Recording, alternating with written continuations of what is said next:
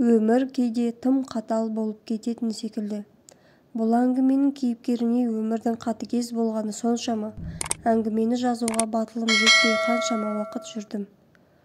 Өмірдің дауылды соққысына мойымай, бақытқа жету жолында қаншама азапқа төзгенін естігенде, жүрегім сыздап қоя берді. Біреуді көріп пікір етесің, біреуді көріп шүкір етесің деген сөз осыдан қалса керекті. Бұл бейбақ қыздың тағдырын естіп, өз күнімен мың алғыс айтып, көз жасымды бір сығып алдым. Мақсат қазіргі таңда Алматы қаласының тұрғыны. Отбасында екі ұл болса, кенжесі осы Мақсат.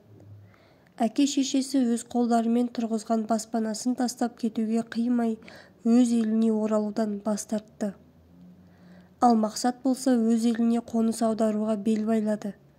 Мақсат жалғыз өзі келіншегі Айнұр екеуі өз еліне оралып, Алматы қаласына қоныстанды. Өте еңбекқор, тыным таппайтын бұл жас жұбайлар үй алу үшін аянбай еңбек етті. Сол кезде елбасымыз оралман қарындастарымызға квота беретін. Алайда сол арзымас ақшаны қалтаға басып алған алаяқтардың кесірінен қаншама елін, жерін аңсап оралған жандар үй-күйсіз далада қаңғып жүрді. Мақсат пен Айнұрдың алдарындағылардың бірі теді. Тапқан табыстары ішіп-жеу, киім-кешек, пәтердің ақысынан артылмайды. Бір емес бірнеше жерде жұмыс істеп үй алу үшін еш аябады. Тіпті бір пәтерде тұрса да, бір-бірін көрмейтін кездері де болушы еді.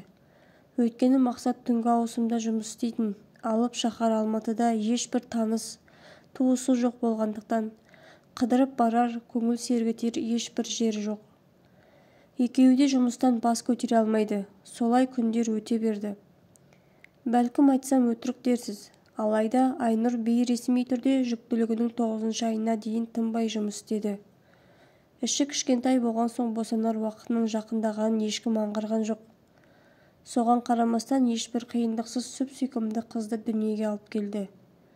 Есімін әкесі таңдап Шырайлым деп қойды. Өзбекстаннан енесі келіп бірнеше күн қарайласып кетті. Декреттік ақшасы, баласының жәрдемақысы, осы күнге дейін жиған тергенінің бәрін жинап, бір бөлмелі пәтерді сатып алды. Бұл әлемде олардан асқан бақытты жан жоқ секілді еді.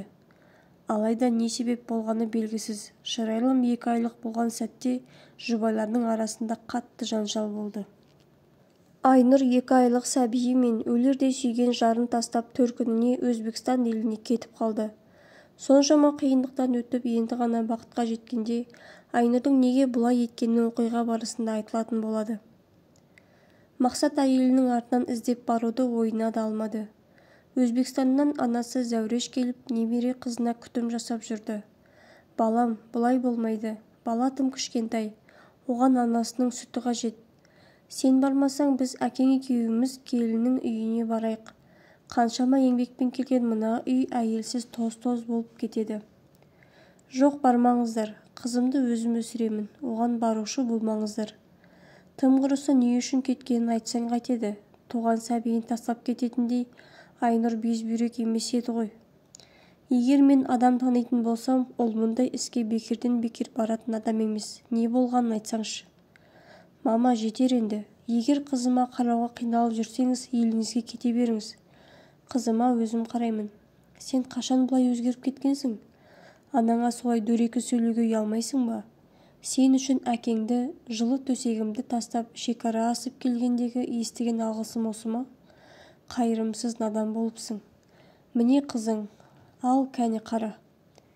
Мама, мен негізі... Зәуреш ұлының сөзіне құлақ аспай түс ауа үйден шығып кетті. Шекара асып түннің бір уақытында үйіне келді. Әйелінің түнделетіп, жүрегінде жолдасқан таңданып қалды. Әй Зәуреш, неге түнделетіп жүрсің? Не болды саған? Ана балаң әйелі кеткен соң жындануға шақ қалыпты. Келінді қайтармасақ болмайды. Сені үйден қуып шықты ма? Қуған жоқ. Оның әбжірлі түрін қызына қараған сайын көзіндегі өкінішін көруге жүрегім шыдамады. Келінге не істеген айтпады. Біз араласпасақ бұл мәселе шешілмейтін секілді. Балаң өзі не деп отыр? Келінмен бірге жасаймын дейді ме?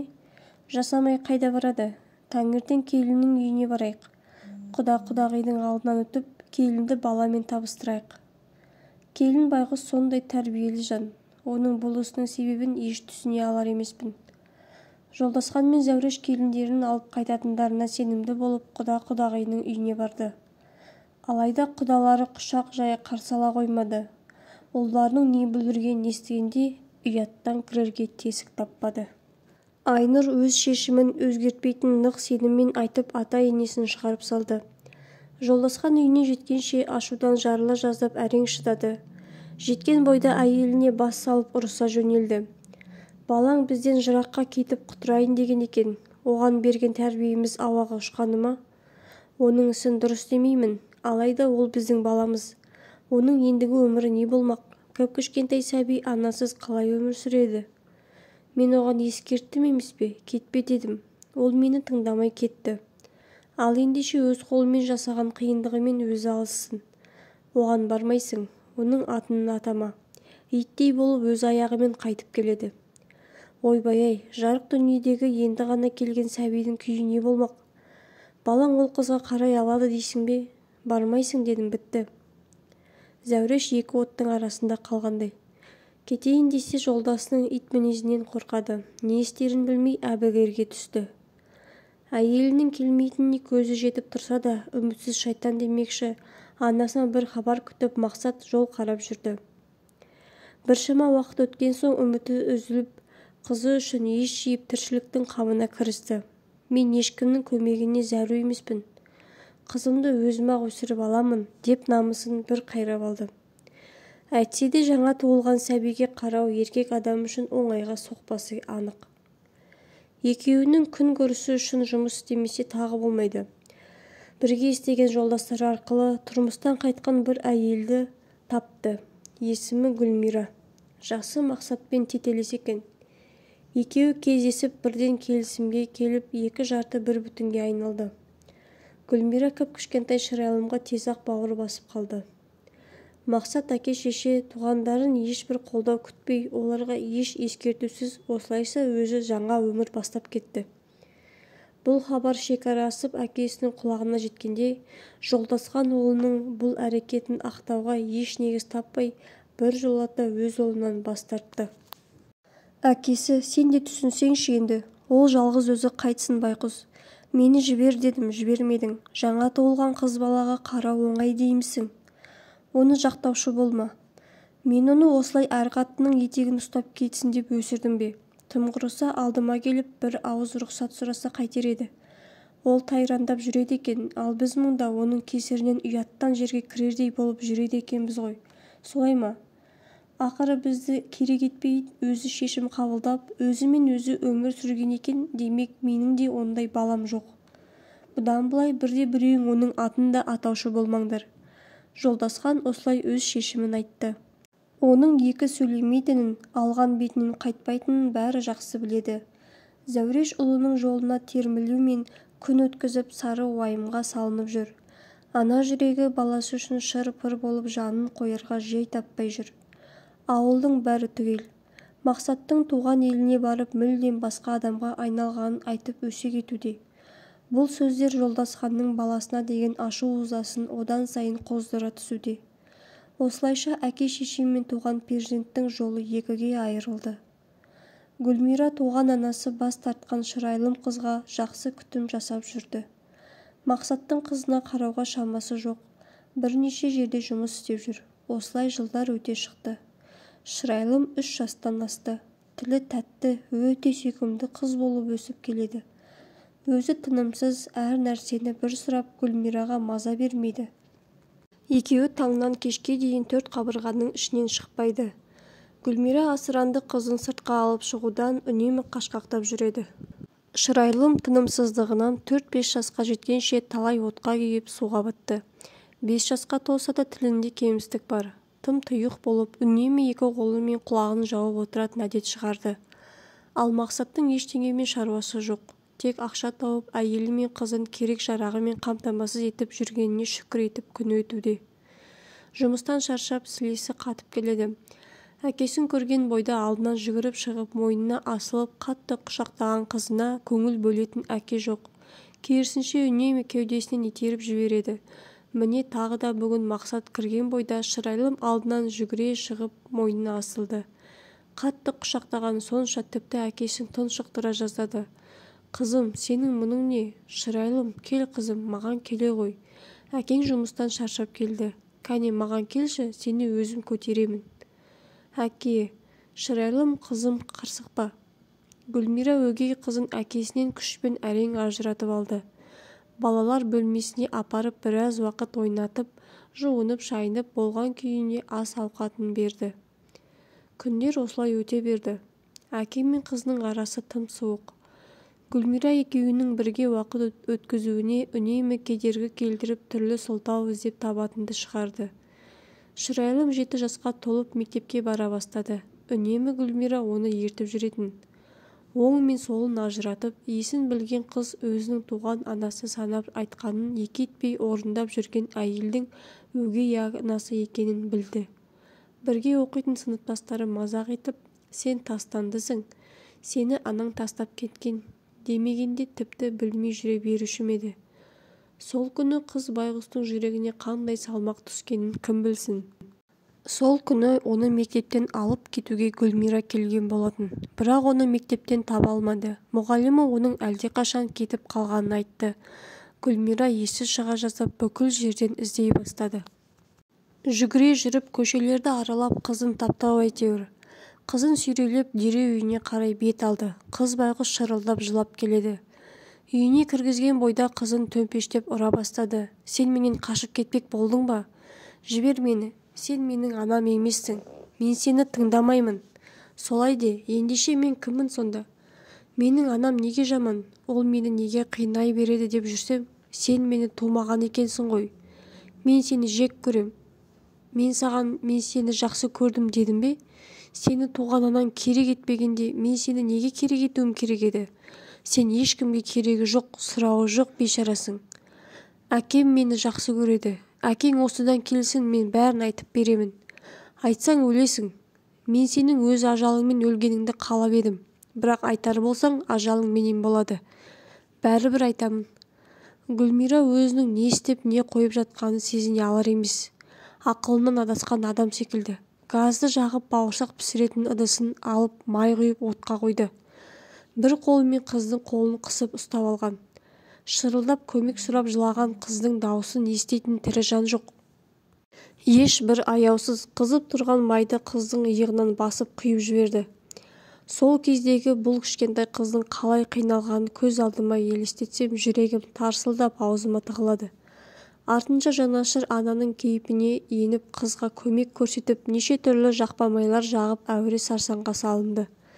Күйген жарасын танып, ұйықтататын дәрі беріп, Мақсат келгенше ұйықтатып тастады. Мақсат жұмыстан келген бойда бет-аузы ісіп кеткен әйелін көріп зәресі қалмады. «Гүлмира, саған не болған? Сен жылағансың ба?» «Мақсат, кешірші мені. Не болғанын айтсаңшы. Мен Шырайлымға бауырсақ пісіріп жатқаным. Мен көмектесемін деп қоймаған соң рұқсат берген едім. Содан ол ыстық майды үстіне аударып алды. Не дейсің? Қатты күйді ме? Иә, кешірші мені. Мен саған не айттым? Мен саған тек қызыма қарасаң болды дедім емес пе? Осы күнге дейін қызым не көрмеді? Біресе жоғарыдан құлады, біресе суға тұншықты, енді міне майға күйді. Бір балаға дұрыстап қарай алмайтын неткен адамсың?» Мақсат әйелін әбден ұрсып, ұйқыда жатқан қызынан кешірім сұрап бір жылап алды. Оның осылай қорлық көріп жүргеніне өзін кінәлі сезініп айыбын өтеуге кірісті. Жұмысынан сұранып бірнеше күн бойы қызына уақытын арнады. Әбден шошып қалған қыз әкесіне тек өлім жайлы сұрақ қоя бастады.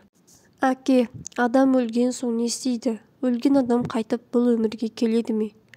Өлген соң сөйлей алады ма?» Осы сынды сұрақтар қоя береді. Мақсат қаншама рет не үшін бұлай сұрай беретін білуге тырысса да, Шырайлым үн қатпады. Қызымен өткен әр сағаты мен оның күмәнін арттыра түсуді. Бірнеше күнге әйелін төркініне жіберді. Қызын өзі шомылдырып, жатқанда денесінің сау жері қалмаған байқап, ашу-ызадан жарыла жаздады. Басын қабырғаға соғып, бар даусымен айғайлап алды. Қызын құшақтай отырып еңіреп жылады. «Қызым, кешірші мені. Құлыным, мені кешір. Сенің осыншама азабыңды көрмей соқыр болып келгеніме кешірші. Маған бәрін айтшы қызым, ол саған не істеді? Әке, ол мені өлтіретінін айтқан. Саған ештеңе айтқым келмейді. Шырайлым осы күнге дейін басынан кешкен азаптардың есінде қалғанын ғана айтып берді. Мақсат қызын құшақтап өкіріп жылап алды. Өзінің нәпсісі құмарлығының кесірінен қызының жапа шеккеніне төзе алмады. Өткен өмірі көз алдынан таспа секілді тізіліп өте берді. Айнұр екеуі үй алу үшін күндіз-түні жұмыс істеп жүрген кез. Тіпті екеуі бірін-бірі көрмейтін күндер де болатын. Өз баспаналарында бақытты болуды армандаушы еді. Алайда Мақсат өз нәпсісін тежей алмады. Жаңа үйленген жас жігіт әйелімен бірнеше күн бір төсекте жатпағандықтан құмары қысып, жезөкшелерге баруды әдетке айналдырады. Әрине мұны әйеліне жасыру үшін барын салып жүрді. Құрсағындағы жүктілігі соңғы айына жетсе де, Айнұр жұмыс басты болып емхана еш уақытында бармайтын. Ешбір сараптаманы дұрыс тапсырған емес. Сәбиі шатына тығылып жүргенде ертең перзентханаға кіргізбей қояды деп медбикелер Мақсат екеуін күштеп жүріп ВИЧ-ке сараптама тапсыртады. Араға 1-2 күн салып Айнұр қызы Шырайлымды босанып бақыттан бал-бұл жайнап жүрді. Қырқынан шыққан соң қызын тексертуге емханаға барғанда Мақсаттың сараптамасы ВИЧ-тің оң нәтиже көрсеткенін және де бұл ауру қызы мен өзіне де жұққан болуы мүмкін екен ескерткен қайта сараптамадан өтуін сұрайды. Міне сол сәтте шындықтың беті ашылып, Мақсат өз аузымен жезөкшелерге баратынын мойындап, әйелінен кешірім сұрайды. Алайда Айнұр күйеуінен кешіре алмай, маған ауру күйеу мен қыздың қажеті жоқ деп екеуінен де бас тартып кетіп қалады. Өйткені медбикелер түймедейді түйедей етіп, медицинадан еш хабары жоқ жас ананы әбден шошытқан болатын. Өмір бойы ауру адамға қараймын деп қорықса керек, Айнұр бірден қаша қалды. Кейіннен сараптама нәтижесі Шырайлымда ешбір ВИЧ-тің жоқ екенін көрсетті. Бірақ Айнұр күйеуінің опасыздығын кешіре алмады. Мақсат Гүлмираны әйел етіп алған жоқ. Әу баста екеуінің арасында келісім болды. Оның міндеті тек Шырайлымға қарау ғана болатын. Гүлмираның кіп-кішкентай қызға неге мұнша қатыгездік көрсеткенін ол еш түсіне алмады. Оны іздеп барып үйінен таба алмады. Үстінен арыз жазғанымен еш нәтиже болмады. Қанша талпынса да таба алар емес. Бұл оқиғадан хабардар болған Жолдасхан ақыры әйелін ұлының қасына жіберді. Зәуреш немере қызының аянышты түрін көріп көз жасын бір сығып алды. Біраз уақыт көмектесіп, ауылдан Мақсатқа лайық жар тапқан естіген бойда ұлын әзер көндіріп Өзбекстанға алып кетті. Сол жақта Мақсатты үйлендіріп, шариғат бойынша неке қидырып, жас жұбайларды Қазақстанға қайта жіберді. Алғашында тек қызына ана керек болған соң үйленуге келіскен болатын. Иманы мен ақылы көркіне сай Сәлима әке мен қызының жүрегінен орын ала білді. Алайда Шырайлымның қолында өгей анасы салған із мәңгілікке қалып қоя берді. Егер де сізге әңгімелер ұнаған болса, каналға тіркеліп лайк басып кетіңіздер.